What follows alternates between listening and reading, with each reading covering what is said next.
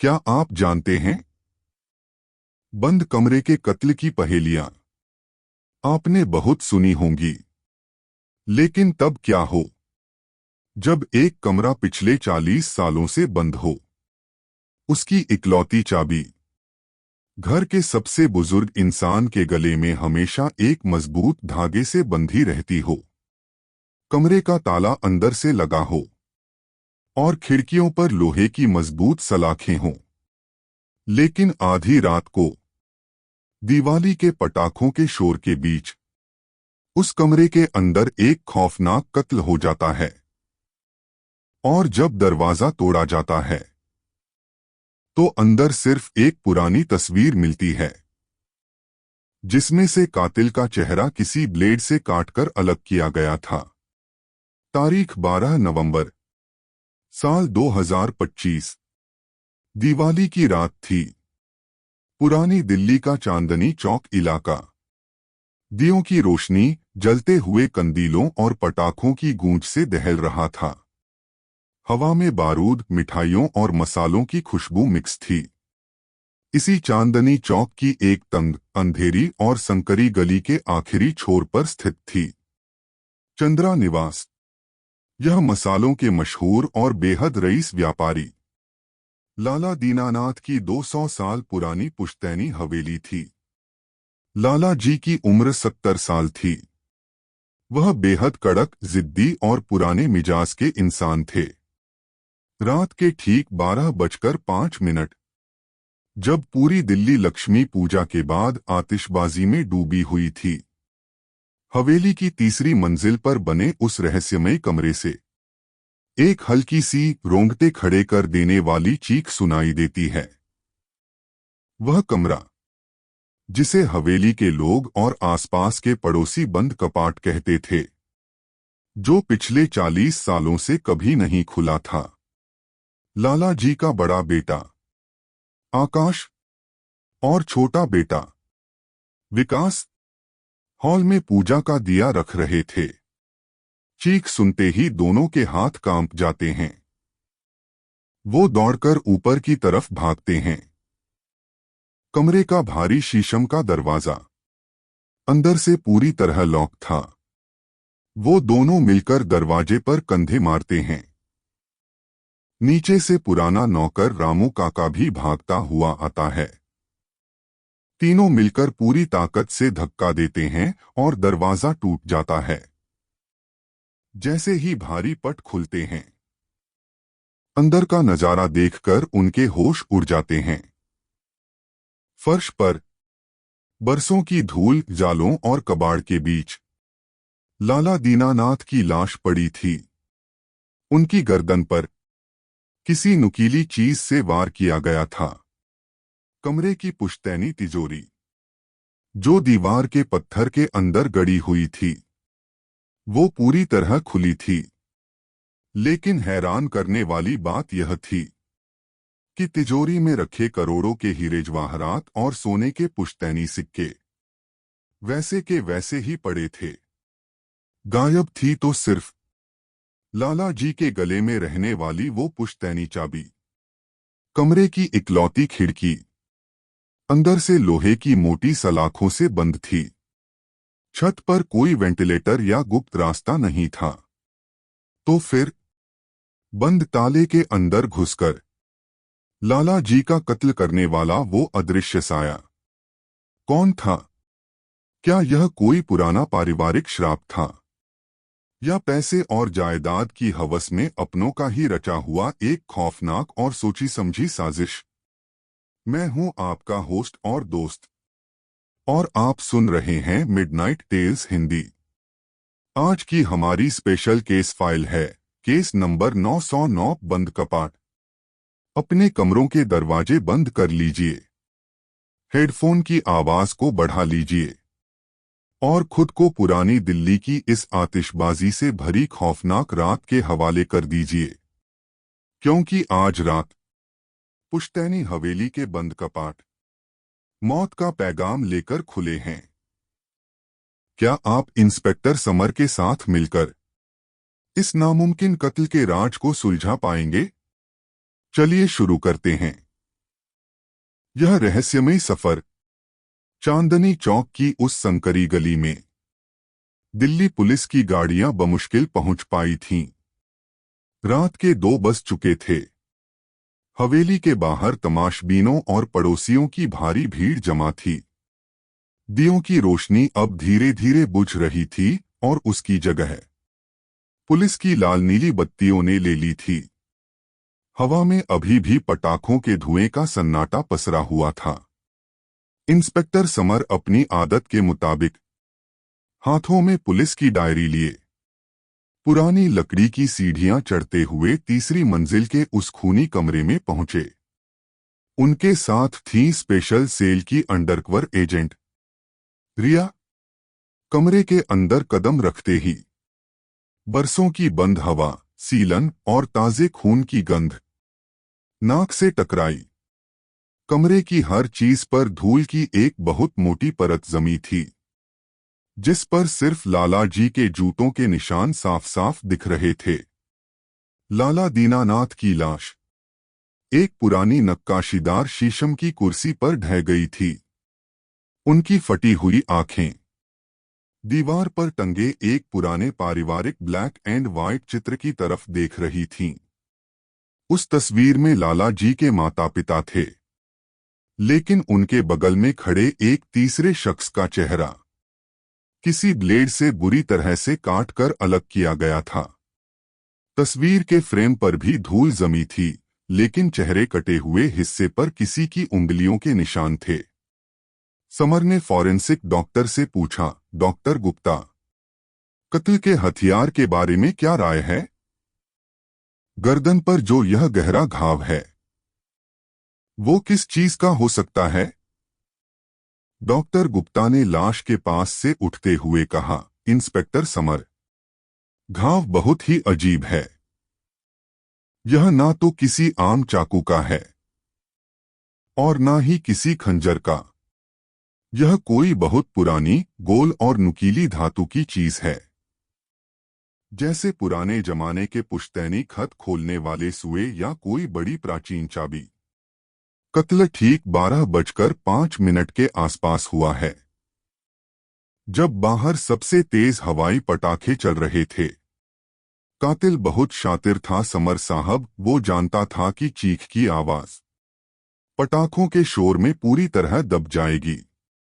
रिया ने कमरे के दरवाजे के पुराने लॉक को अपनी फ्लैशलाइट से ध्यान से देखा। उसने कहा, सर, यह ताला अलीगढ़ का बना हुआ पुराना कड़ा लॉक है। यह सिर्फ अंदर से ही लीवर घुमाकर बंद हो सकता है। बाहर से इसे बंद करने का कोई मैकेनिकल तरीका नहीं है। खिड़की की सलाखें भी पूरी तरह मजबूत हैं और उन पर सालों पुराना पेंट वैसे का वैसा ही है। फर्श की धूल पर भी लाला जी के अलावा किसी के पैरों के निशान नहीं हैं। सर, यह पूरी तरह से एक इम्पॉसिबल क्राइम है। अगर कातिल अंदर आया था, तो वो बाहर कैसे गया? समर ने कमरे के फर्श पर जमी धूल को देखा। लाला जी के कदमों के अलावा वहां कोई और निशान नहीं था। समर ने एक गहरी सांस ली और कमरे के कोने में रखी एक पुरानी टूटी हुई मेज की तरफ बढ़े। मेज पर मसालों के कुछ पुराने बही खाते रखे थे, जिन पर लाल स्याही से कुछ लिखा हुआ था।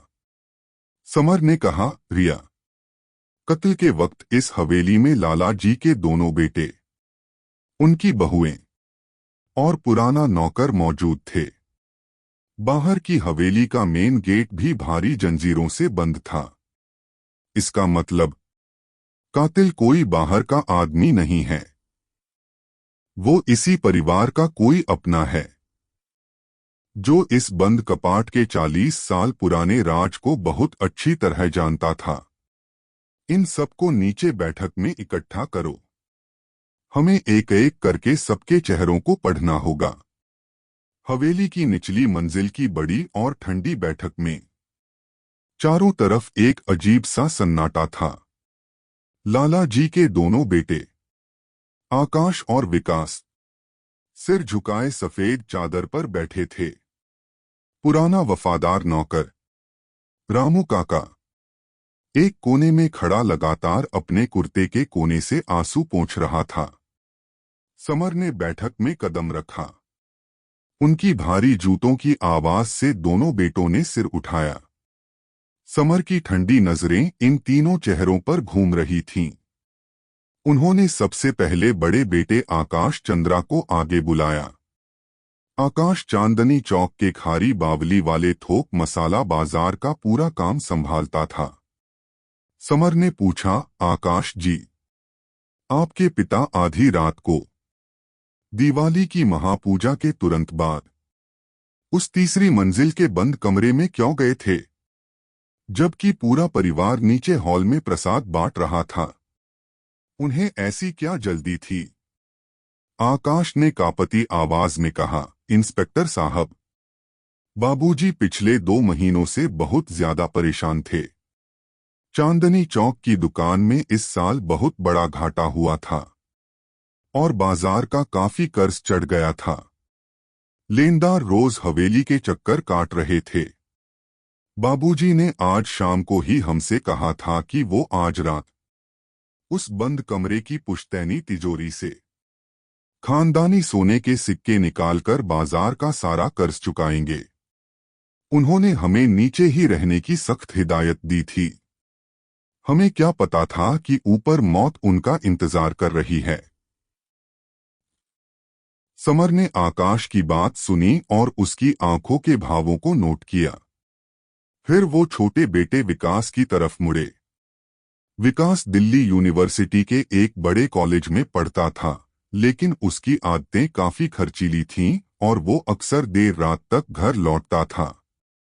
समर ने पूछा, विकास, तुम्हारे पिता के साथ तुम्हारी आखिरी बार बहस किस बात पर हुई थी? हमारे पास रिपोर्ट है कि तुम कश्मीरी गेट के पास सट्टे और रेस में काफी पैसे हार चुके हो और डार्क वेब के कुछ सटोरिये तुम्हारे पीछे पड़े हैं। विकास का चेहरा डर के मारे एकदम पीला पड़ गया। उसने बगल में बैठे अपने भाई को देखा और कहा, साहब, बहस तो आम बात थी। बाबूजी मुझे मेरी पॉकेट मनी से ज्यादा पैसे नहीं देते थे और मेरी गाड़ियों के शौक के खिलाफ थे। लेकिन मैं अपने ही बाप का कत्ल क्यों करूंगा? जब बाबूजी ऊपर गए तो मैं और भैया नीचे आंगन में अनार और रॉकेट जला रहे थे। रामू काका भी हमारे साथ ही थे। आप काका से पूछ लीजिए, हम 1 सेकंड के लिए भी ऊपर नहीं गए। समर ने कोने में खड़े बूढ़े नौकर रामू काका की तरफ देखा।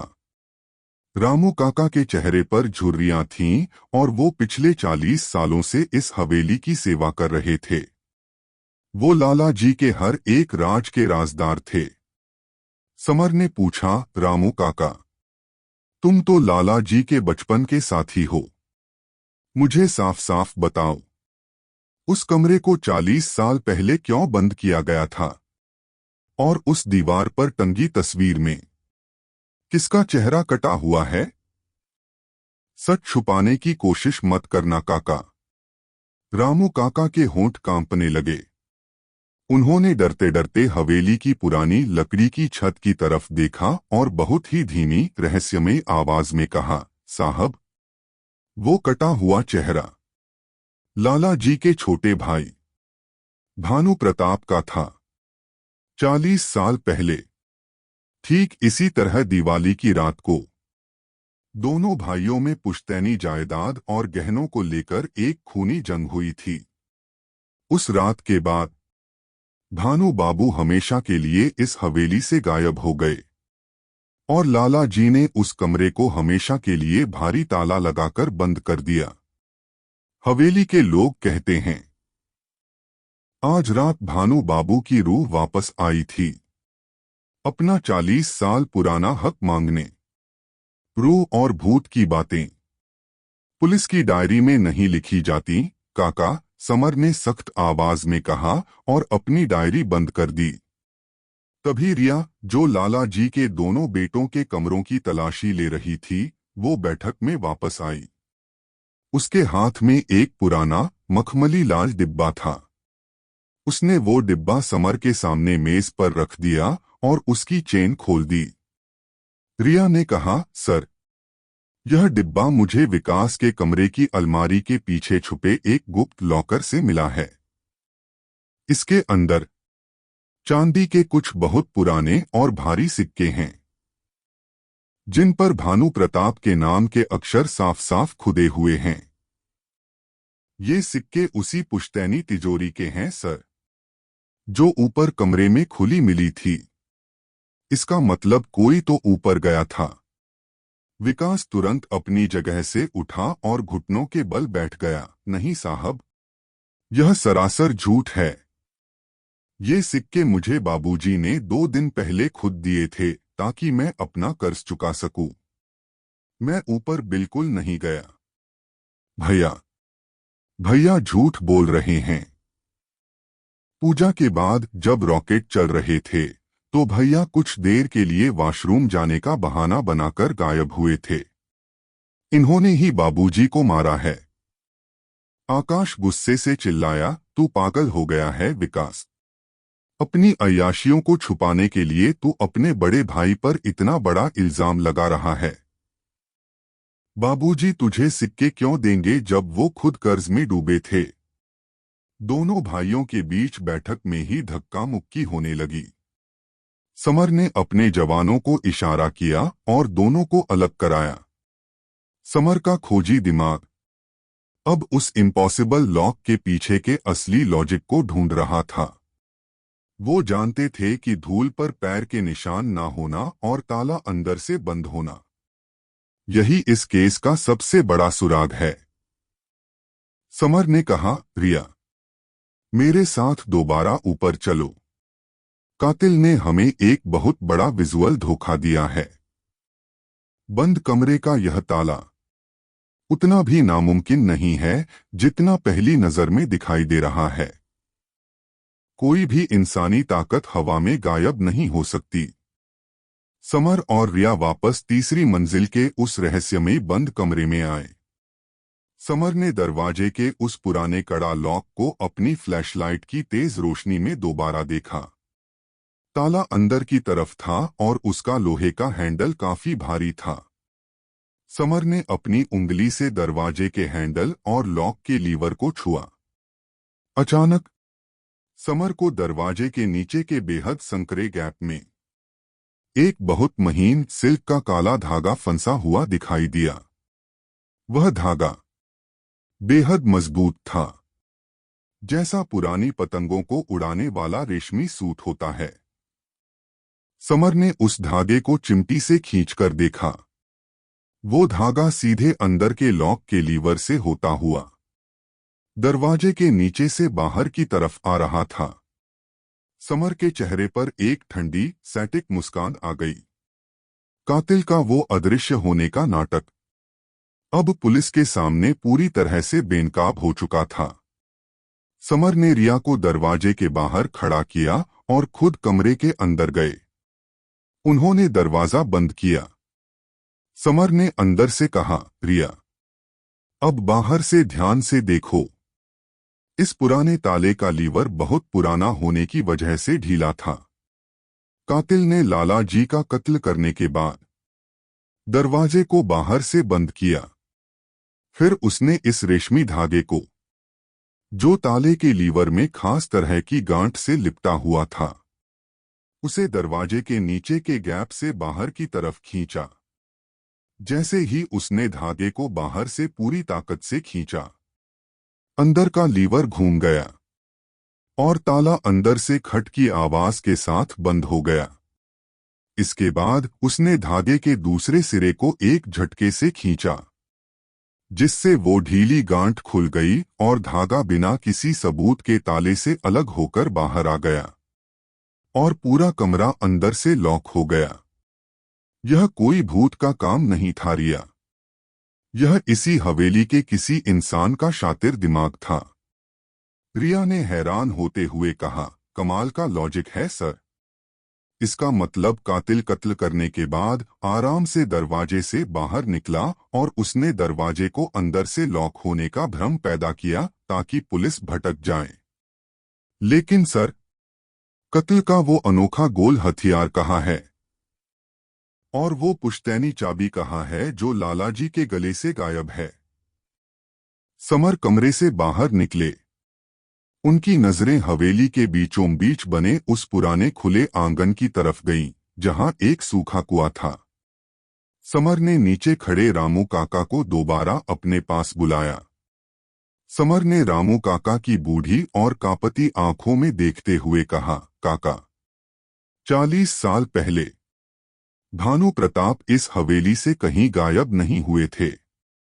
लाला दीनानाथ ने इसी कमरे में अपनी जायदाद के लिए भानु प्रताप का कत्ल किया था, और उनकी लाश को तुम दोनों ने मिलकर इसी हवेली के नीचे बने गुप्त तहखाने या उस सूखे कुएं में दफन कर दिया था।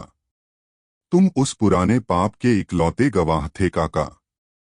लाला जी ने तुम्हें पूरी जिंदगी चुप रहने के लिए पैसे दिए, लेकिन इस दिवाली पर जब दुकान डूब गई और लालाजी तिजोरी खाली करने ऊपर गए, तो तुम्हें लगा कि तुम्हारी 40 साल की वफादारी और सन्नाटे की कीमत अब कौड़ियों के भाव होने वाली है। रामू काका का चेहरा एकदम से बदल गया। उनके चेहरे की वो रोने वाली बेबसी पल भर में गायब हो गई। उनकी आंखों में एक अजीब सा गुस्सा आ गया। उन्होंने अपने कुर्ते के अंदर से एक पुरानी भारी पीतल की नक्काशीदार चाबी निकाली। वह चाबी आगे से बेहद नुकीली, गोल और भारी थी, और उस पर ताजे खून के सूखे कत्थई निशान साफ दिख रहे थे।